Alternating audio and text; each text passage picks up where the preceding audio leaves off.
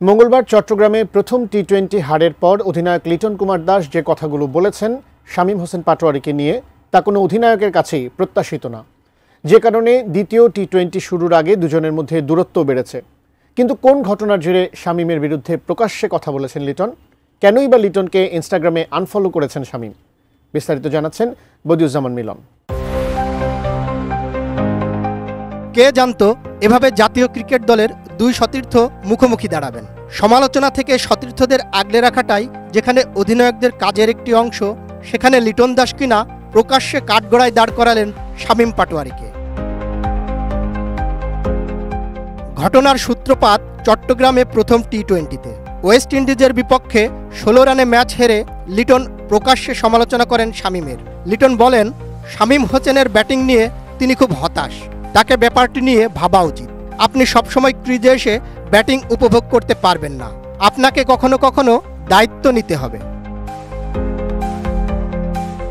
আমি বুঝি নির্মাণের শিল্প, সালাম স্টিল বোঝে durability. Salam steel, most durable still.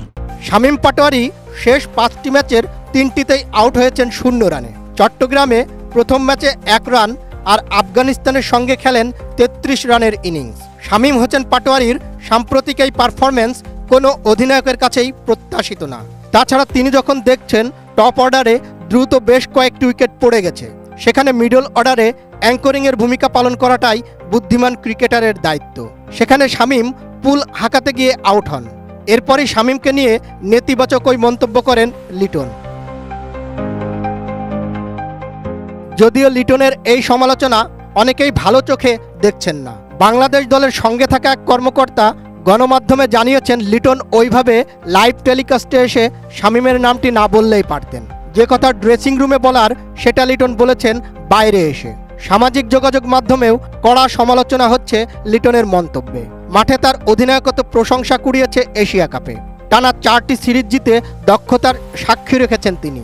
কিন্তু এদিন চট্টগ্রামে তার এমন কড়া কথায় অবাকই হয়েছেন অনেকে।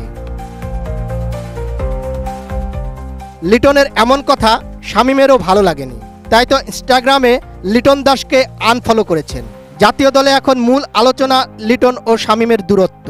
মাঠের পারফরমেন্স থেকে ব্যক্তিগত সম্পর্ক সবখানেই যেন জমে উঠেছে ঠান্ডা লড়াই।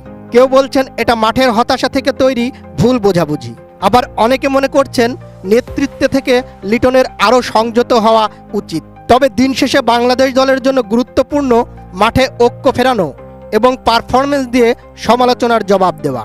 সময়ই বলে দেবে লিটন শামীমের এই দূরত্ব কতটা স্থায়ী হয়। বদিউজ্জামান মিলন, এটিএন নিউজ।